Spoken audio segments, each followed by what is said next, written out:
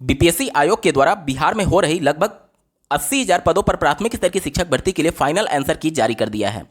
इन सबके बाद से जो बॉर्डर पर पहले अभ्यर्थी थे क्वालिफाइंग मार्क्स के हिसाब से, उनमें से बहुत सारे अभ्यर्थी के एक आध नंबर बढ़ने की वजह से अब वो क्वालिफाई हो चुके हैं, पहले डिस्क्वालीफाई थे। और जो क्वालिफाइंग मार्क्स के बिल्कुल एग्जैक्ट नंबर पर थे, एक आध नंबर कम होने की वजह से पहले वो क्वालिफाई थे लेकिन अब डिस्क्वालीफाई हो चुके हैं। और कुछ कैंडिडेट्स ऐसे हैं जिनके एज इट इज जो पहले वाले नंबर थे वही नंबर आ रहे हैं क्वालिफाइंग मार्क्स के हिसाब से या फिर जो फाइनल आंसर की जारी किया गया है उसके हिसाब से।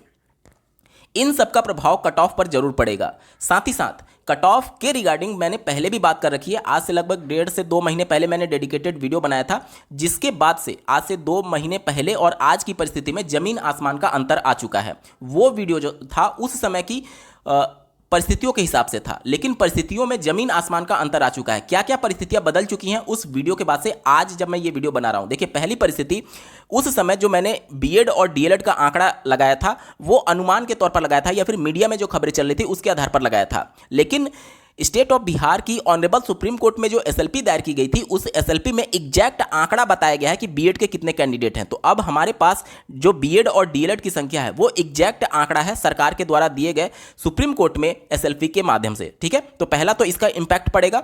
दूसरा, सीटेट पास अभ्यर्थी जो हमने पहले वाले वीडियो में आंकड़ा लगाया था वो पहले के प्रीवियस ईयर में जो पासिंग प्रतिशत रहा है उसके आधार पर हमने कैलकुलेट किया था। लेकिन चूंकि इस बार पासिंग प्रतिशत आप देखेंगे पहले के वर्षों की तुलना में बहुत कम हो चुका है, तो इसका भी इंपैक्ट कट ऑफ पर पड़ने वाला है। तीसरा, नियोजित शिक्षक को हमने उसमें कंसीडर नहीं किया था क्योंकि नियोजित शिक्षकों का मामला उस समय उलझा हुआ था। और नियोजित शिक्षकों के लिए अभी हाल ही में बिहार राज्य सरकार के अपर मुख्य सचिव के द्वारा एक नियमावली जारी की गई है, जिसमें अब नियोजित शिक्षकों को बीपीएससी के माध्यम से होने वाली परीक्षा के माध्यम से अब उनको परमानेंट या फिर राज्यकर्मी का दर्जा ना देकर के उनको डायरेक्टली राज्यकर्मी का दर्जा दिया जाएगा। उनके लिए अलग नियमावली है, यानी जाहिर सी बात है नियोजित शिक्षक अब इस बीपीएससी की परीक्षा में उनका कोई भी इंटरफेरेंस नहीं रहेगा। तो जाहिर सी बात है नियोजित शिक्षक जब यहां से हटेंगे तो फिर कट ऑफ पर बहुत बड़ा इंपैक्ट पड़ने वाला है। इसके अलावा भी बहुत सारी परिस्थितियां चेंज हुई हैं, ये तो मैंने आपको मेजर बता दिया। माइनर में भी बहुत सारी परिस्थितियां चेंज हुई हैं जो कि आगे आपको वीडियो में धीरे धीरे पता चलेंगी। अब उस परिस्थिति में जो हमने कैलकुलेशन किया था और आज जब हम कैलकुलेशन करने जा रहे हैं तो आपको जमीनी आसमान का अंतर दिखेगा, लेकिन ये जमीन आसमान का अंतर बहुत सारे फैक्टर्स पर डिपेंड करेगा, जैसे कि बीएड अभ्यर्थियों की एलिजिबिलिटी इस शिक्षक भर्ती में रहती है अथवा नहीं। तो हम लोग टोटल 3 पैरामीटर पर कैलकुलेशन करेंगे।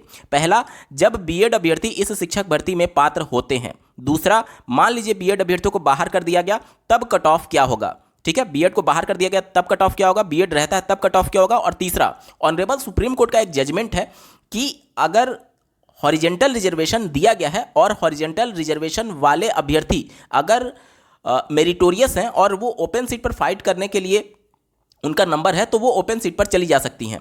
महिलाओं को यहाँ पर 50% जो रिजर्वेशन दिया गया है वो हॉरिजेंटल रिजर्वेशन दिया गया है। अब सुप्रीम कोर्ट का अगर फैसला इस पर लागू होता है तो जाहिर सी बात है वो जो ओपन सीटें हैं उस पर भी वो दावा कर सकती हैं। उस कंडीशन में भी कट ऑफ में भारी परिवर्तन देखने को मिलेगा। तो टोटल 3 प्रकार से हम लोग पूरा कैलकुलेशन करने की कोशिश करेंगे और वीडियो थोड़ा सा लंबा जरूर हो सकता है, लेकिन इस वीडियो के पीछे जितने भी कैलकुलेशन है अगर वो समझेंगे तभी आप पूरे मामले को समझ पाएंगे। अंत तक जरूर जुड़े रहिएगा। नमस्कार दोस्तों, मेरा नाम है नीरज, आप देख रहे हैं कैरियर बिट यूट्यूब चैनल। अगर आप इस चैनल पर पहली बार विजिट कर रहे हैं तो इसको सब्सक्राइब करते हुए बेल आइकन को प्रेस करना ना भूलें। स्टेट ऑफ बिहार के द्वारा जो बिहार में एसएलपी लगाई गई थी उस एसएलपी के अनुसार जो टोटल आवेदन आए थे प्राइमरी के लिए वो था 7,70,513। प्राइमरी की यहाँ पर बात की गई है। ठीक है, 7,70,513 टोटल आवेदन आए हुए थे, जिसमें से बीएड अभ्यर्थियों की जो संख्या है वो 3,86,000 के अप्रॉक्सीमेट है। देखिए, 3,86,000 जो फॉर्म आए थे वो किसके थे, वो बीएड के थे। तो बीएड का एग्जैक्ट आंकड़ा हमारे पास 3,86,000 है और जो टोटल आवेदन आए हुए थे बीएड और डीएलएड को मिलाकर के वो कितना था, वो था 7,70,513। अब आंकड़ों के हिसाब से जो बीएड कैंडिडेट थे उनकी संख्या है 3,86,000। अगर मैं टोटल आवेदनों की संख्या में जो बीएड कैंडिडेट थे उनका प्रतिशत निकालना चाहूँ तो यहाँ पर देख सकते हैं टोटल जो प्रतिशत आता है वो कितना आ जाता है, वो आपका आता है 50%। देखिए, इतना और मल्टीप्लाइड बाई 100 कर देंगे तो टोटल जो प्रतिशत में कन्वर्ट होकर के आएगा वो आपका आएगा 50%। यानी कि बीएड 50% है और डीएलएड भी 50% है इस शिक्षक भर्ती में। ठीक है, जिस दिन परीक्षा हुई उसके ठीक अगले दिन न्यूज़पेपर में बीपीएससी के माध्यम से सूचना प्रकाशित हुई कि प्राथमिक में जो टोटल अभ्यर्थी सम्मिलित हुए हैं परीक्षा में वो 5,24,230 हुए हैं। कितने? 5,24,230। अब अभी हमने देखा कि सरकारी आंकड़े के हिसाब से 50% बीएड है और 50% डीएलएड है, यानी कि अगर केवल डीएलएड की संख्या हम लोग निकालना चाहें, मैं पहले ऐसे कट ऑफ की बात कर रहा हूं जो कि बीएड अगर मान लीजिए शिक्षक भर्ती में नहीं रहता है, तब सेफ कट ऑफ क्या होगा केवल डीएलएड के लिए। पहले मैं बात कर रहा हूं केवल डीएलएड के लिए, ठीक है। तो यहां से बीएड की संख्या हमें निकालनी होगी। बीएड की संख्या कैसे निकलेगी? बीएड की संख्या निकालने के लिए हमें इसमें से जो बीएड का 50% है वो घटाना होगा। ये चूंकि जो है ये टोटल अभ्यर्थी जो परीक्षा में सम्मिलित हुए उनकी संख्या है, इसमें बीएड भी होगा और डीएलएड भी होगा। बीएड और डीएलएड 50-50% है, तो केवल डीएलएड का निकालने के लिए इसका 50% हमें निकाल देना होगा। यहां तक क्लियर हो गया? स्क्रीन पर आप देख पा रहे होंगे 5,24,230 का 50% अगर मैं निकाल देता हूं तो ये केवल डीएलएड की संख्या है जो कि परीक्षा में सम्मिलित हुई थी। कितना हो गया? 2,62,115, ठीक है। 2,62,115 आप स्क्रीन पर देख लीजिए, ये केवल डीएलएड की संख्या है जो कि इस परीक्षा में सम्मिलित हुए थे। अब डीएलएड की संख्या जो हमें मिली 2,62,115, ये केवल परीक्षा में सम्मिलित होने वाले डीएलएड अभ्यर्थियों की संख्या है, लेकिन इसमें से कुछ चीज़ें आपको माइनस करनी पड़ेगी। जैसे कि मान लीजिए कि एक राज्य के कुछ डीएलएड अभ्यर्थी थे जो कि बीपीएससी में जाकर के ज्ञापन दिए थे कि हमारी परीक्षा, जो कि आपकी ने शर्त रखी है नोटिफिकेशन में कि 31 अगस्त से पहले आपकी अपियरिंग में अगर आप बीएड या फिर डीएलएड रहते हुए आवेदन करते हैं तो आपकी परीक्षा हो जानी चाहिए, लेकिन उस कंडीशन में उन अभ्यर्थियों की परीक्षा नहीं हुई थी। ऐसे अपियरिंग वाले कैंडिडेट्स को मैं यहाँ पर माइनस कर रहा हूँ, ठीक है। तो अगर इनकी संख्या मैं केवल 5,000 भी मान ले रहा हूँ, इनकी संख्या केवल 5,000 भी मान ले रहा हूँ, तो देखिए कितना हो जाएगा? ये हो जाएगा आपका 2,57,000, ठीक है। 2,57,115 आ गया, ठीक है। ये डीएलएड अपियरिंग वालों को मैंने माइनस कर दिया, डीएलएड अपियरिंग, ठीक है। डीएलएड अपियरिंग है, यहां तक क्लियर हो गया। इसके अलावा चूंकि सीटेट अपियरिंग वालों को भी अलाउ किया गया था, ऐसे अभ्यर्थियों की संख्या अप्रॉक्सीमेटली 80,000 बताई जाती है इस शिक्षक भर्ती में। अब 80,000 में बीएड भी होंगे और डीएलएड भी होंगे। चूंकि हम केवल अभी डीएलएड के लिए कैलकुलेट कर रहे हैं तो 50% इसका माइनस करना होगा, यानी डीएलएड की संख्या कितनी हो जाएगी? जो अपियरिंग में सीटेट में अप्लाई किए थे उनकी संख्या लगभग 40,000 होगी। अब सीटेट में जो क्वालिफाइंग प्रतिशत इस बार रहा है, पासिंग प्रतिशत, वो रहा है लगभग 24.5% पेपर 1 के लिए, यानी प्राइमरी के लिए। लेकिन आपको सिर्फ इतना नहीं ध्यान देना है, आपको यह भी ध्यान देना है कि बिहार की शिक्षक भर्ती में जो क्वालिफाइंग मार्क्स है सीटेट में, वो महिलाओं के लिए अलग है। यानी कि जो सीटेट का अपना आंकड़ा होता है 55% और 60%, उससे भी नीचे बिहार राज्य सरकार अलाउ करती है। आप देखेंगे कि वहां पर क्वालिफाइंग 50% भी है तो वहां पर कैटेगरी वाइज उनको रिलैक्सेशन दिया जाता है। यानी कि जो 24.5% आप देख रहे हैं उसमें चूंकि वो अपने हिसाब से सीबीएसई ने कैलकुलेट किया है जिनका 82 या फिर 90 पर क्वालिफाई होगा, लेकिन राज्य सरकार चूंकि और ज्यादा रिलैक्सेशन दे रही है तो ये 24.5% ना होकर के लगभग 30% के आसपास आपको मानना पड़ेगा, क्योंकि सीटेट जो क्वालिफाइंग मार्क्स के आधार पर जो तय किया हुआ है उसके आधार पर रिजल्ट दिया हुआ है, लेकिन राज्य सरकार उससे भी नीचे को क्वालिफाई मान रही है। ठीक है, तो उम्मीद करता हूं ये सभी चीजें आप समझ रहे होंगे। लेकिन साथ ही आपको यह भी ध्यान देना होगा कि जो अदर स्टेट के मेल कैंडिडेट हैं उनके लिए क्वालिफाइंग मार्क्स जो है वो 82 अंक कैटेगरी के अगर हैं तो वो नहीं माने जाएंगे। 82 से 89 वाले जितने भी मेल कैंडिडेट हैं वो रिजेक्ट हो जाएंगे इस शिक्षक भर्ती से। केवल वही मेल कैंडिडेट जो कि 90 या फिर उससे ज्यादा पाए होंगे वहीं बिहार की शिक्षक भर्ती में एलिजिबल होंगे। तो आप देखेंगे कि जो हमने अभी 30 के आसपास कैलकुलेट किया, अब उसको थोड़ा सा और रिड्यूस करना पड़ेगा। मतलब कि आप मान करके चलिए कि 25% ऐसे अभ्यर्थी होंगे जो कि अपियरिंग में क्वालिफाई करेंगे, यानी कि इसका 25% आप और कैलकुलेट करेंगे, यानी कि लगभग ये आंकड़ा आएगा 10,000 के आसपास। यानी कि डीएलएड संख्या जो कि 40,000 परीक्षा में सम्मिलित हुई थी उसमें से 10,000 परीक्षा को क्वालिफाई किए होंगे, बाकी के 30,000 कैंडिडेट ऐसे होंगे जो कि परीक्षा को क्वालिफाई ही नहीं किए होंगे। यहां तक क्लियर हो गया? 30,000 ऐसे कैंडिडेट होंगे डीएलएड की संख्या जो कि परीक्षा को क्वालिफाई नहीं किए सीटेट, और इस वजह से ये परीक्षा से बाहर हो जाएंगे, मतलब कि इस भर्ती प्रक्रिया से बाहर हो जाएंगे। अब ध्यान देने वाली बात यह है कि ऐसे 30,000 में से बहुत सारे कैंडिडेट कंफ्यूजन में भी जाकर के परीक्षा दिए होंगे। कंफ्यूजन में क्यों? क्योंकि जिनका मान लीजिए कि 89 नंबर है, जिनका मान लीजिए कि 87 नंबर है, एक आध नंबर रह रहा है क्वालिफाइंग मार्क्स से, तो वो कंफ्यूजन में इसलिए गए होंगे कि हो सकता है कि जब फाइनल आंसर किया है सीटेट का या फिर जब रिजल्ट है तो हो सकता है एक आध नंबर कॉमन नंबर मिलकर के उनको परीक्षा में सम्मिलित होने का मौका मिल जाए। अब ऐसे अभ्यर्थी जो बिल्कुल क्वालिफाई से बहुत दूर है, जिनका 5-6 नंबर कम है, वो तो बिल्कुल श्योर था पहले से ही कि हमारा क्वालिफाई नहीं होगा सीटेट परीक्षा, इस वजह से परीक्षा जा करके देना कोई मतलब नहीं बनता है, तो वो तो पहले ही परीक्षा से अपने आप को दूर कर लिए होंगे। लेकिन मैं यहां पर उन कैंडिडेट की संख्या को माइनस करना चाहता हूं जो कि कंफ्यूजन में रहे होंगे, एक आध नंबर उनका सीटेट में कम रहा होगा, लेकिन वो जा करके परीक्षा दिए होंगे, लेकिन अब चूंकि सीटेट का रिजल्ट आ गया और वो डिस्क्वालीफाई होंगे, इस वजह से वह इस शिक्षक भर्ती प्रक्रिया से बाहर हो चुके हैं। यानी कि ऐसे अभ्यर्थियों की संख्या मैं लगभग 5,000 के आसपास मान करके चल रहा हूं। कितना? सिर्फ 5,000। देखिए, ये यहां पर मैं क्वालिफाई नहीं घटा रहा हूं, मैं उन कैंडिडेट की संख्या घटा रहा हूं जो कि एक आध नंबर सीटेट में क्वालिफाई होने से रुक रहे होंगे और वो कंफ्यूजन में गए होंगे कि हो सकता है कि जब रिजल्ट आए सीटेट का तो वो पास हो चुके हों, लेकिन ऐसा हुआ नहीं होगा और ऐसे अभ्यर्थियों की संख्या 5,000 होगी। ये संख्या क्वालिफाई करने वाले डीएलएड अभ्यर्थियों की संख्या है। जब वो क्वालिफाई किया है वो तो इसमें ऑलरेडी इंक्लूडेड है ना, तो उसको मैं माइनस नहीं कर रहा हूं। यहां पर 5,000 जो मैं माइनस कर रहा हूं, उन अभ्यर्थियों की संख्या को माइनस कर रहा हूं जो कि कंफ्यूजन में सीटेट की एक आध नंबर कम होगा और वो परीक्षा में, बीपीएससी की परीक्षा में सम्मिलित हुए होंगे। हो सकता है कि सीटेट में एक आध नंबर बढ़ करके उनका पास हो जाए, लेकिन अगर वो नहीं पास हुए तो ऐसे अभ्यर्थी अब चूंकि नियुक्ति प्रक्रिया में आगे प्रोसीड नहीं होंगे, इसलिए मैं इनकी संख्या माइनस कर दे रहा हूं। ठीक है, तो इसको घटाइए तो क्या हो जाएगा? 5, 1, 1 और ये 2, ये 5 और ये 2, यानी 2,52,115 कैंडिडेट हमारे पास आ गए। हमने इसमें से क्या क्या माइनस कर दिया? डीएलएड अपीयरिंग को माइनस कर दिया, सीटेट अपीयरिंग को माइनस कर दिया। ठीक है, यहां तक क्लियर हो गया। लेकिन इस डेटा के लिए आपको भी थोड़ा मेहनत करना होगा। आप बीपीएससी में जाकर के ज्ञापन दीजिए कि रिजल्ट से पहले आप जो सीटेट अपीयरिंग वाले कैंडिडेट हैं उनका आंकड़ा मांगिए, तभी ये सभी चीज़ें पॉसिबल हो पाएंगी। अन्यथा कट ऑफ आप देखेंगे कुछ हाई जाएगा, क्योंकि ये 5,000 जो कैंडिडेट मैं माइनस कर रहा हूं, हो सकता है सीटेट ना क्वालिफाई किया हूं लेकिन बीपीएससी की परीक्षा क्वालिफाई कर लिया हूं। आपको लगेगा कि ये कैसे पॉसिबल है?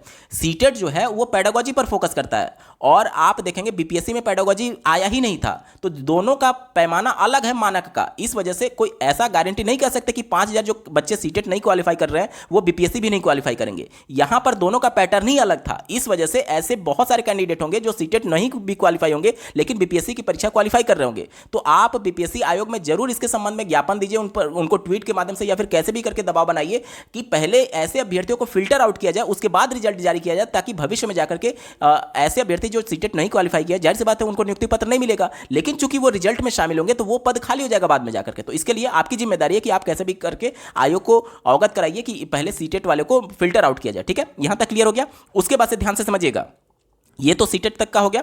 इसके बाद से चूंकि अभी केवीएस पीआरटी का रिजल्ट नहीं आया हुआ है और मान लीजिए इसी के बीच में केवीएस पीआरटी का रिजल्ट आ जाता है। अब टोटल जो सीटेट थी केवीएस पीआरटी में वो लगभग 6-6.25 के आसपास थी। अब चूंकि वहां से बीएड अभ्यर्थी बाहर हो चुके हैं, वहां पर केवल डीएलएड कैंडिडेट होंगे। मान लीजिए कि उस डीएलएड कैंडिडेट में से बहुत कम ही ऐसे कैंडिडेट होंगे जो कि बिहार की शिक्षक भर्ती में भी आवेदन किए होंगे। मान लीजिए मैं ऐसे अभ्यर्थियों की संख्या मात्र 2,000 मान करके चला हूं, मात्र 2,000। ठीक है, अब अगर उनका चयन होता है दोनों में, बिहार में भी और केवीएस में भी, तो चूंकि केवीएस में ज़्यादा सुविधाएं हैं, सैलरी ज़्यादा है, इस वजह से ऐसे अभ्यर्थी जो अदर स्टेट से बिलोंग करते हैं, जाहिर सी बात है वो बिहार में जाने से अच्छा प्रीफर ये करेंगे कि केवीएस में जब उनको ज़्यादा सैलरी मिलेगी, ज़्यादा सुविधाएं मिलेंगी, तो केवीएस में चले जाएंगे। तो ऐसे अभ्यर्थियों की संख्या मैं 2,000 और माइनस कर देता हूं। ठीक है, अब इनकी संख्या कितनी हो जाएगी? 5, 1, 1, ये हो जाएगा 0 और ये हो जाएगा 5 और ये 2,50,112 कैंडिडेट हमारे पास आ चुके हैं। यहां तक क्लियर हो गया। साथ ही साथ अब आपको नियोजित शिक्षकों को भी ध्यान में रखना है, नियोजित शिक्षकों को भी ध्यान में रखना है। नियोजित शिक्षकों का जो टोटल आंकड़ा था वो लगभग 65 से 70,000 था। मैं यहां पर सिर्फ 65,000 मान करके चल रहा हूं। अब नियोजित शिक्षक में विशेष तौर पर आपको यह भी ध्यान देना होगा कि इनमें से बीएड भी होंगे और डीएलएड भी होंगे। ध्यान दीजिएगा मैं क्या बोल रहा हूं। नियोजित शिक्षक में जो 6th फेज की भर्ती हुई थी या फिर उससे पहले जो नियुक्तियां हुई थी उसमें बीएड भी थे और डीएलएड भी थे। तो उस दौरान अगर 50% मैं बीएड को माइनस कर दूं तो मोटा मोटी एक आंकड़ा लेकर के मैं चल रहा हूं कि 30,000 राउंड फिगर में कर दे रहा हूं ताकि कंफ्यूजन ना हो और कैलकुलेशन में आसानी हो। 30,000 मैं कैंडिडेट मान करके चल रहा हूं कि जो कि डीएलएड किए हैं। ठीक है, डीएलएड किए हुए हैं। अब ये 30,000 जो कैंडिडेट हैं, चूंकि मैंने बीएड को तो इसमें शुरुआत से इंक्लूड नहीं किया है, तो इसलिए नियोजित शिक्षकों का जो आंकड़ा है उसमें से भी मैं बीएड को माइनस कर रहा हूं, क्योंकि अगर बीएड बाहर होगा तो नियोजित वाला भी बीएड बाहर हो जाएगा ना।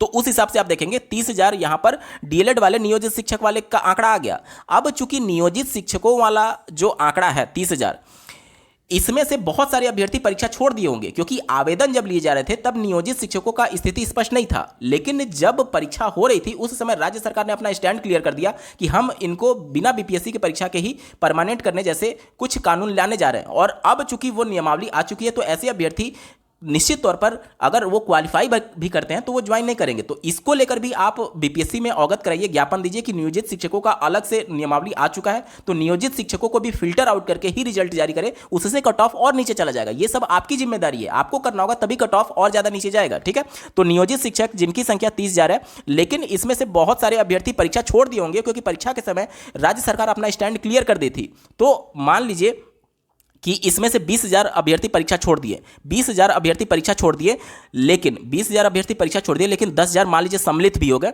तो 10,000 और मैं यहाँ पर माइनस कर देता हूँ, 10,000 और मैं माइनस कर देता हूँ नियोजित शिक्षकों का। अब यहाँ पर हमारे पास आंकड़ा आ जाता है, देखिए 1, ये हो जाएगा 0, ये हो जाएगा 4 और ये हो जाएगा 2, 2,40,115, 2,40,115 ऐसे कैंडिडेट हैं जिसमें से डीएलएड बीएड अपियरिंग को भी मैंने माइनस कर दिया, सीटेट अपियरिंग जो डिस्क्वालीफाई हो रहे हैं उनको भी मैंने माइनस कर दिया, नियोजित शिक्षकों को भी मैंने माइनस कर दिया। अब यहाँ पर 2,40,115 को मैं राउंड फिगर कर देता हूँ ताकि कैलकुलेशन करने में हमें आसानी हो। मैं मोटा मोटी मान लेता हूँ कि 2,40,000 कैंडिडेट ऐसे हैं जो कि केवल डीएलएड है और वो पूरी तरीके से इस शिक्षक भर्ती में पात्र होंगे अगर बीएड बाहर भी होता है उस कंडीशन में।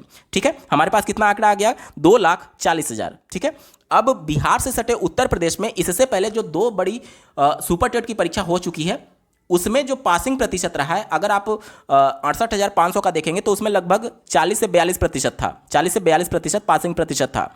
और जो 69,000 की शिक्षक भर्ती देखेंगे उसमें लगभग पासिंग प्रतिशत आप 35% मान करके चल सकते हैं। ठीक है, आप पूरा आंकड़ा देखेंगे, इस सभी चीज़ों पर मैं पहले भी कैलकुलेट कर चुका हूँ और वीडियो में बता चुका हूँ, तो उन सभी चीज़ों पर हम लोग नहीं जाएंगे। लेकिन जो 68,500 में पासिंग प्रतिशत आप देख रहे हैं, इसमें क्वालिफाइंग मार्क्स जो था वो था आपका 40 और 45%। ठीक है, कैटेगरी के हिसाब से। और जो 69,000 की शिक्षक भर्ती थी उसमें जो पासिंग प्रतिशत था, इसमें आप देखेंगे वो क्वालिफाइंग प्रतिशत वो 60 और 65% था। इस वजह से यहाँ पर टोटल जो क्वालिफाई करने वाले अभ्यर्थी थे उनकी संख्या कम हो गई थी। लेकिन उत्तर प्रदेश के जो दोनों सुपर टेट परीक्षा थे और बिहार का जो सुपर टेट परीक्षा हुआ है उसमें जमीन आसमान का अंतर है। बिहार वाला थोड़ा सा लेवल आप इसे थोड़ा सा ऊपर मान सकते हैं। ठीक है, तो उस कंडीशन में मैं यहाँ पर मान करके चल रहा हूँ कि बिहार में 35% ही मान करके चलिए कि अगर रिजल्ट बनता है, 35% रिजल्ट बनता है। अब देखिए 2,40,000 का हमें कितना निकालना था, 35%। तो इसका मैं एग्जैक्ट 35% निकालता हूं तो हमारे पास आंकड़ा आ जाता है 84,000। यानी ये ऐसे अभ्यर्थियों की संख्या है जो कि डीएलएड है और साथ ही साथ वो परीक्षा को क्वालिफाई भी कर रहे हैं क्वालिफाइंग मार्क्स के हिसाब से। यहां तक क्लियर हो गया? तो 84,000 हमारे पास एग्जैक्ट आंकड़ा आएगा जो कि क्वालिफाई करेंगे। और हमारे पास सीटों की संख्या कितनी है, 79,943 है। कितना, 79,943 है। और हमारे पास क्वालिफाई करने वाले अभ्यर्थियों की संख्या कितनी हो रही है, 84,000। अब 84,000 जो क्वालिफाई कर रहे हैं वो सिर्फ सामान्य के लिए नहीं है। 3 प्रकार की वैकेंसी है, पहला सामान्य, दूसरा आपका उर्दू और तीसरा बांग्ला। तो यहाँ पर उर्दू और बांग्ला के कैंडिडेट की संख्या बहुत कम है। दोनों को मिलाकर के टोटल जो क्वालिफाई करेंगे उसका 5% आप मान सकते हैं। तो अगर 5% मैं निकाल दूँ तो यहाँ पर आप देख सकते हैं जो 95% होंगे वो मेन फाइट जो है वो सामान्य विषय के लिए, और 79,800 कैंडिडेट जो हैं वो सामान्य विषय के लिए क्वालिफाई करेंगे। और इसका अगर 5% निकाल देंगे तो वो उर्दू और बांग्ला के लिए क्वालिफाई करेंगे। तो उर्दू और बांग्ला का जो कट ऑफ जाएगा वो अगर आप केवल क्वालिफाई भी कर लेते हैं, मान करके चलिए कि आपका 100% चयन सुनिश्चित है। ठीक है, अगर केवल आप क्वालिफाई भी कर लेते हैं तो आपका 100% चयन सुनिश्चित है। मेन फाइट जो है वो सामान्य के लिए, सामान्य के लिए जो टोटल क्वालिफाई करने वाले कैंडिडेट की संख्या आ रही है वो कितनी आ रही है, वो आ रही है आपकी 79,800। अब चूंकि यहाँ पर प्राइमरी के लिए 3 सब्जेक्ट है और मेनली जो कंपटीशन है वो सिर्फ और सिर्फ सामान्य के लिए है, क्योंकि उर्दू और बांग्ला के लिए मैंने आपको बताया कंपटीशन बहुत कम है। और जो अगर अभ्यर्थी केवल क्वालिफाई भी करता है तो उसका चयन 100% सुनिश्चित हो जाएगा। और अगर सामान्य विषय के लिए टोटल सीटों की संख्या की बात करें तो ये टोटल 80,000 सीटें नहीं है, बल्कि टोटल जो सीटों की संख्या है वो सिर्फ और सिर्फ 67,066 है। कितना, 67,066। तो इसी के हिसाब से कट ऑफ डिसाइड होगा। अब जो सर्वे मैंने आप सभी के बीच में किया था उसके रिजल्ट आप अपने स्क्रीन पर देख पा रहे होंगे। आप कम्युनिटी पोस्ट में जाकर के इसको वेरीफाई भी कर सकते हैं।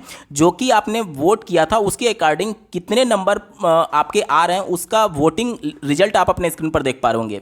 यहाँ पर समझने वाली बात यह है कि आपका ये प्रश्न हो सकता है कि ये जो 21% है इसमें बीएड भी तो वोट किए होंगे। बिल्कुल सही बात है।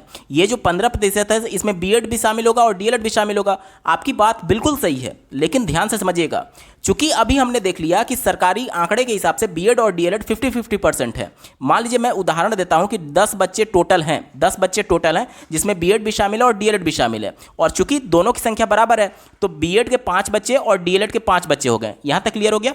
अब मान लीजिए कि बीएड और डीएलएड यानी टोटल 10 बच्चे का अगर 20% परीक्षा में क्वालिफाई करते हैं तो ये चूंकि संख्या बराबर है बीएड और डीएलएड की, यानी कि 20% जो दोनों को मिला करके ओवरऑल प्रतिशत था वो अलग अलग बीएड और डीएलएड में भी करेंगे तो भी 20% आएगा। कैसे, ध्यान से समझिएगा। 5 का 20% अगर आप निकालें तो कितना आएगा, 1 आएगा, जो कि बीएड को रिप्रेजेंट कर रहा है, और डीएलएड की संख्या जो कि 5 थी उसका 20% निकालेंगे तो भी 1 आएगा, और दोनों को जोड़ देंगे तो पास होने वाले बच्चों की संख्या 2 आ रही है। और 2 टोटल कितने बच्चे थे, 10 थे।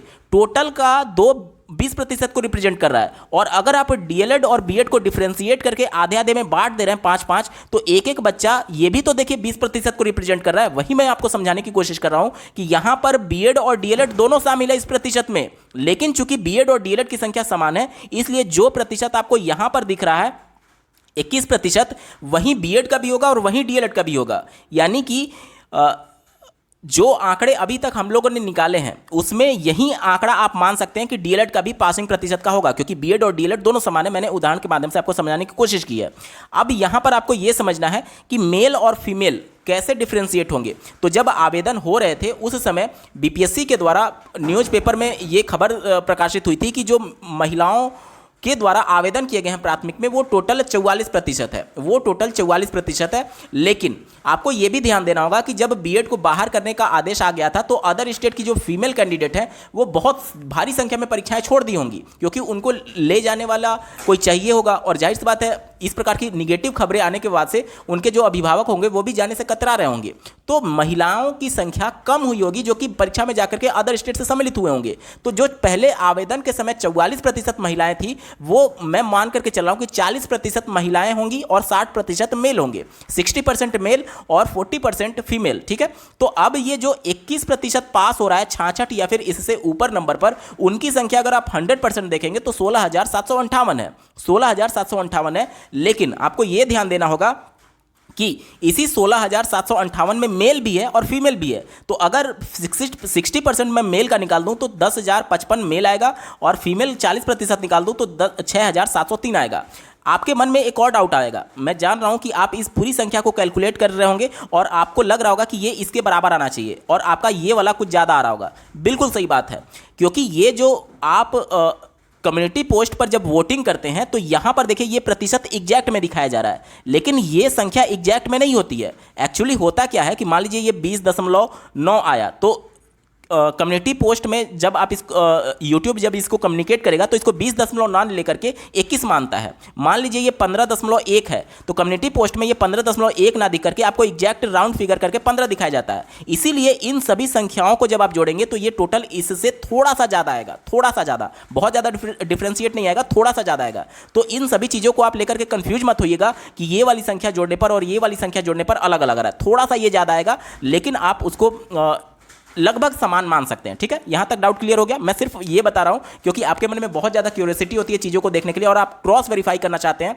कि मैं जो बता रहा हूं वो सही बता रहा हूं या फिर गलत बता रहा हूं। बहुत सारे कैंडिडेट इसको जोड़ करके इसको बराबर चेक जरूर करेंगे, इसीलिए मैं आपको बता रहा हूं कि ये वाली संख्या जब आप जोड़ेंगे तो इससे थोड़ा सा ज्यादा आएगा। मैंने कारण बता दिया कि क्यों ज्यादा आएगा। ठीक है, यहां तक क्लियर हो गया। इन सभी संख्याओं को जो नंबर के आधार पर डिफ्रेंशिएट हो रहा है ये टोटल क्वालिफाई करने वाले अभ्यर्थियों की संख्या है, जिसमें मेल भी शामिल है और फीमेल भी शामिल है। अगर इस नंबर पर मेल की संख्या आप निकालेंगे तो इतना होगा और फीमेल की संख्या निकालेंगे तो इतना होगा। इस नंबर पर अगर आप मेल की संख्या निकालेंगे तो इतना होगा, फीमेल की संख्या निकालेंगे तो इतना होगा। दोस्तों जब मैं वीडियो शूट कर रहा हूं तो बारिश शुरू हो गई है, हो सकता है कि आपको आवाज क्लियर ना आ रहा हो, तो थोड़ा सा इसको मैनेज जरूर करिएगा। ठीक है, अब मैंने चूंकि आपको बताया कि जो अनारक्षित सीटें हैं वो 13,397 हैं और ये मेल वाली सीटें देखिए जो कि इतने नंबर पर अभ्यर्थी क्वालिफाई कर रहा है वो कितना हो रहा है 10,055। ठीक है, मैं पहला कंडीशन मान करके चल रहा हूं कि महिलाएं जिसे हॉरिजेंटल रिजर्वेशन दिया गया है वो ओवरलैपिंग नहीं हो रहा है, यानी कि सुप्रीम कोर्ट का वो आदेश अगर राज्य सरकार नहीं मानती है तब कट ऑफ कितना जाएगा उसके बारे में बात कर लेते हैं। देखिए यहाँ पर 10,055 है और टोटल इनके लिए सीट कितनी है 13,397। यानी कि लगभग लगभग आप देखेंगे कि लगभग 3400 सीट और बच रही हैं, यानी कि इससे नीचे कट ऑफ जाएगा। अब 3400 सीट यानी इसमें से आधा हमें लेना है, लगभग लगभग आधा लेना है, तो लगभग लगभग आधा आप इसमें लेंगे तो इसमें आप देखेंगे तो लगभग लगभग 62 और 63 के आसपास आ चुका होगा। यानी कि अनरिजर्व की जो कट ऑफ जाएगी वो लगभग 63 के आसपास जा सकती है, 63 के आसपास जा सकती है। ठीक है, कितना होगा? लगभग 63। ठीक है, प्लस आप मान सकते हैं लगभग 63 प्लस के आसपास अनरिजर्व की सीटें। यहाँ पर मैं बता दूं कि अनरिजर्व में आपके अदर स्टेट के जितने मेल कैंडिडेट हैं वो फाइट करेंगे। इसके अलावा बिहार के जितने भी मेल अनरिजर्व कैटेगरी के मेरिटोरियस कैंडिडेट होंगे वो भी इसी सीट पर फाइट कर रहे हैं। ठीक है, और इसमें ऑलरेडी सभी इंक्लूडेड हैं, बिहार के भी है और अदर स्टेट के भी हैं जो कि मेरिटोरियस हैं। ठीक है, यहाँ पर मैं अदर स्टेट और बिहार को डिफ्रेंशिएट नहीं किया हूँ, ये चूँकि मेरिट के आधार पर है और मेरिट के आधार पर ओवरलैपिंग होती है, इस वजह से अदर स्टेट की जो 40% सीटें हैं उसमें बिहार के जो मेरिटोरियस कैंडिडेट हैं वो तो फाइट करेंगे ही करेंगे, बिहार के जो अनरिजर्व कैटेगरी के हैं वो भी फाइट करेंगे। इसलिए अनरिजर्व की जो कट ऑफ जाएगी वो लगभग 63 के आसपास जा सकती है। दोस्तों, ये पहला कंडीशन मैंने बताया कि जब सुप्रीम कोर्ट का वो आदेश लागू नहीं होता है और हॉरिजेंटल रिजर्वेशन जो महिलाओं को दिया गया है वो अगर ओवरलैपिंग नहीं होता है। लेकिन मान लीजिए सुप्रीम कोर्ट का वो फैसला लागू करते हुए राज्य सरकार कट ऑफ निकालती है, उस कंडीशन में क्या होगा कि ये जो महिलाएं हैं ये चूंकि मेरिटोरियस हैं इसलिए ये ओवरलैपिंग करके इस सीट पर आ जाएंगी। और अगर आप देखेंगे कि जो अनारक्षित सीटें हैं जो कि 13,397 है उस पर महिलाएं भी चली जाएंगी, और ये वाले देखिए टोटल 13,397 ही है, 13,397। ठीक है, अब यहाँ पर 10,000 तो ये है और लगभग 3400 सीटें यहाँ से जब लड़कियाँ जब ओवरलैप होकर के यहाँ पर आएंगी तो यहाँ पर 66 था तो इसका कट ऑफ आप देखेंगे तो 67 प्लस चला जाएगा। कितना? 67 प्लस चला जाएगा अगर महिलाओं का ओवरलैपिंग होता है तो। ठीक है, अगर महिलाओं का ओवरलैपिंग होता है सुप्रीम कोर्ट के आदेश का पालन करते हुए तो फिर अनरिजर्व का जो कट ऑफ जाएगा वो 67 प्लस चला जाएगा, और अगर ओवरलैपिंग नहीं होती है सुप्रीम कोर्ट का वो आदेश अगर लागू नहीं होता है तो अनरिजर्व का जो कट ऑफ जाएगा वो 63 जाएगा, 63 प्लस मान करके चलिए। यहाँ तक क्लियर हो गया? अब एक बार बात कर लेते हैं कि मान लीजिए ओवरलैपिंग नहीं हो रही है, उस कंडीशन में अदर स्टेट की फीमेल के लिए कितना कट ऑफ जाएगा। देखिए ओवरलैपिंग नहीं हो रही है तो 66 जैसे महिलाओं के लिए जो अनारक्षित सीटें हैं उस पर मेल कैंडिडेट तो जा नहीं सकते हैं, उनके लिए जो सीटें हैं 13,435 है। कितना है? 13,435। तो देखिए 6,703 ये और 4,788 ये, लगभग 6,410 और 11,400 के करीब आ जाएगा, 11,400 500 के करीब आ जाएगा, 11,500। फिर भी अभी सीटें 13,435 है और 11,500 के करीब ये इन दोनों को मिलाकर के लगभग लगभग हो रहा है, एग्जैक्ट मैं नहीं जोड़ रहा हूँ। ठीक है, यानी कि अभी भी लगभग लगभग आप देखेंगे 2,000 सीटें बची हैं जो कि यहाँ पर से इसमें जाएंगी, यहाँ पर से इसमें जाएंगी अनारक्षित वाली सीटों को भरने के लिए। तो जब 2,000 यहाँ पर जाएगा यानी कट ऑफ कहीं ना कहीं इस तीसरे वाले में यानी कि यहाँ से यहाँ के बीच में लाई करेगा, और लगभग लगभग आप मान करके चलिए कि ये 57 के आसपास हो सकता है महिलाओं के लिए कट ऑफ। अनरिजर्व फीमेल के लिए जो कट ऑफ होगा वो लगभग 57 या फिर 57 प्लस हो सकता है। ये तब मैं बता रहा हूँ जब ओवरलैपिंग नहीं हो रही है, यानी सुप्रीम कोर्ट का वो आदेश पालन नहीं किया जा रहा है। लेकिन मान लीजिए सुप्रीम कोर्ट का वो आदेश पालन कर लिया गया तो 10,000 तो पहले ये थी और लगभग लगभग यहाँ से 3400 ये निकल रहे थे, तो यानी कि 3400 देखिए 3400 यहाँ से जब हमने ये वाला देखिए ये दोनों जोड़ करके लगभग 11,500 हो रहा था इन दोनों को जोड़ करके, और लगभग लगभग 2,000 हमने यहाँ से लिया था, 2,000 हमने यहाँ से लिया था, तो ये कट ऑफ इसके रेंज में आ रहा था। लेकिन चूंकि अब 3400 यहाँ से चला गया है ऑलरेडी, तो ये वाला जो कट ऑफ है ये लगभग इसके रेंज में आ जाएगा, 56 के रेंज में। यानी कि अगर महिलाओं का ओवरलैपिंग होता है तो फिर अनरिजर्व फीमेल का जो कट ऑफ जाएगा वो लगभग 56 के आसपास आ जाएगा। कितना? लगभग 56 के आसपास आ जाएगा। कुल मिलाकर के एक बार मैं समराइज कर देता हूँ। देखिए अगर सुप्रीम कोर्ट का वो आदेश लागू नहीं हुआ तो फिर महिलाओं की सीट केवल महिलाओं से भरेंगी और पुरुषों की सीट केवल पुरुषों से भरेंगी। अगर ओवरलैपिंग नहीं होता है, हॉरिजेंटल वाला सुप्रीम कोर्ट का आदेश नहीं लागू होता है, तो अनरिजर्व के लिए मेल जो कट ऑफ जाएगा वो कितना जाएगा? वो आपका चला जाएगा 63 प्लस रहेगा। और अगर ओवरलैपिंग होती है, ध्यान दीजिएगा, अगर ओवरलैपिंग होती है सुप्रीम कोर्ट का आदेश पालन किया जाता है तो मेल का जो कट ऑफ चला जाएगा वो 67 प्लस चला जाएगा। ठीक है, और अनरिजर्व फीमेल का अगर कट ऑफ बात करें, अगर ओवरलैपिंग नहीं होती है तो महिलाएं केवल अपनी सीट पर अगर रहती हैं तो उस कंडीशन में आप देखेंगे कि महिलाओं के लिए कट ऑफ लगभग 57 प्लस चला जाएगा, और अगर ओवरलैपिंग होती है तो फिर महिलाओं का कट ऑफ लगभग 55-56 के बीच आ सकता है। ठीक है, लगभग 55-56 के बीच आ सकता है मान करके चलिए लगभग 55-56, ठीक है, इतना होगा अगर ओवरलैपिंग होता है।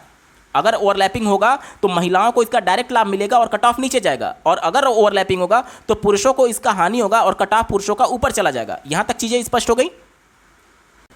ओवरलैपिंग अगर होता है तो फिर उसके लिए नॉर्मलाइजेशन भी करना होगा, क्योंकि महिलाओं और पुरुषों के लिए पेपर अलग अलग हुआ था। तो ये सब कुछ डिपेंड करेगा कि राज्य सरकार किस पॉलिसी के अंतर्गत कर रही है। अगर सुप्रीम कोर्ट का वो आदेश पालन करना होगा राज्य सरकार को, तो उस कंडीशन में हर हाल में नॉर्मलाइजेशन करना ही होगा, और अगर सुप्रीम कोर्ट के उस आदेश का पालन नहीं होता है तो जाहिर सी बात है नॉर्मलाइजेशन भी नहीं होगा और महिलाओं का ओवरलैपिंग भी नहीं होगा पुरुषों के सीट पर, ठीक है। ये सब कुछ डिपेंड करेगा कि किस नियम के अंतर्गत वो सभी चीजें होती हैं। यहां तक क्लियर हो गया। अब मान लीजिए कि ये तो मैंने आपको बता दिया कि जब बीएड अभ्यर्थी शामिल नहीं है, अगर बीएड अभ्यर्थी शामिल होते हैं तो जो कट ऑफ मैंने आपको बताया है उसमें 5 नंबर और ज्यादा आप जोड़ लीजिए। यानी कि अगर मान लीजिए बीएड शामिल हुआ और ओवरलैपिंग अगर नहीं होती है तो फिर अनरिजर्व मेल का जो कट ऑफ जाएगा 63 मैंने बताया था वो 68 चला जाएगा, और अनरिजर्व मेल का अगर ओवरलैपिंग होता है फीमेल से तो फिर उस समय मैंने आपको 67 बताया था, 5 और जोड़ लीजिए तो 72 चला जाएगा। ये बीएड के साथ है, ठीक है। और इससे पहले जो मैंने बताया था वो बीएड के बिना बताया था, और फीमेल का जो मैंने बताया था वो आपको बताया था कि अगर ओवरलैपिंग नहीं होती है तो फिर उनका जो कट ऑफ जा रहा था वो लगभग 57 के आसपास जा रहा था। कितना? लगभग 57 के आसपास जा रहा था। तो 5 नंबर इसमें जोड़ेंगे तो लगभग 62 हो जाएगा महिलाओं का, अगर बीएड शामिल होता है तो कितना? 62 हो जाएगा, ठीक है। और अगर ये अनरिजर्व की मैं बता रहा हूँ, ठीक है, अनरिजर्व, कंफ्यूज मत होइएगा। उसके बाद से अनरिजर्व फीमेल की सीट अगर ओवरलैपिंग हुआ और बीएड शामिल हुआ तो उस कंडीशन में मैंने आपको कितना बताया था? 55-56 बताया था, उसमें 5 और जोड़ लीजिए तो 56 और 5 61 हो जाएगा, ठीक है। यहां तक चीजें स्पष्ट हो गई। उम्मीद करता हूं आप सभी के डाउट क्लियर हो रहे होंगे। दोस्तों मैं जान रहा हूं आपके मन में बहुत सारे क्वेश्चन होंगे कि आखिर कट ऑफ इतना डिफर कैसे हो जा रहा है पहले और अब के में। मैंने आपको बताया कि जो परिस्थितियां चेंज हुई हैं उसके हिसाब से जमीन आसमान का अंतर देखने को मिलेगा। जो परिस्थितियां उस समय थी उसके हिसाब से वो कट ऑफ बिल्कुल सही था, और आज जो परिस्थितियां बन रही है उसके हिसाब से ये कट ऑफ है। लेकिन विशेष तौर पर आपको ये भी ध्यान देना होगा कि जो सीटेट वाला मैंने आपको बताया, जो नियोजित शिक्षक वाला मैंने आपको बताया, जब तक आपने आयोग को अवगत करा करके इन सभी लोगों को फिल्टर आउट नहीं करेंगे तब तक ये कट ऑफ इतना नहीं जाएगा और ऊपर जाने की संभावना रहेगी। तो उसके लिए जरूरी यह है कि आप आयोग को सूचित करिए कि सीटेट फिल्टर आउट करिए अपीयरिंग वालों को जो डिस्क्वालीफाई किए हैं या फिर क्वालिफाई नहीं है, और नियोजित शिक्षक चूंकि अब उनकी नियमावली अलग बन चुकी है तो वो जो क्वालिफाई करेंगे उनको भी यहाँ से माइनस करिए, तभी एग्जैक्ट जो मैं आपको बता रहा हूँ उसके हिसाब से लगभग उतने के आसपास आपका आंकड़ा आ जाएगा। इस वीडियो को देखने के लिए आपका बहुत बहुत धन्यवाद। भगवान करे आपका दिन शुभ हो।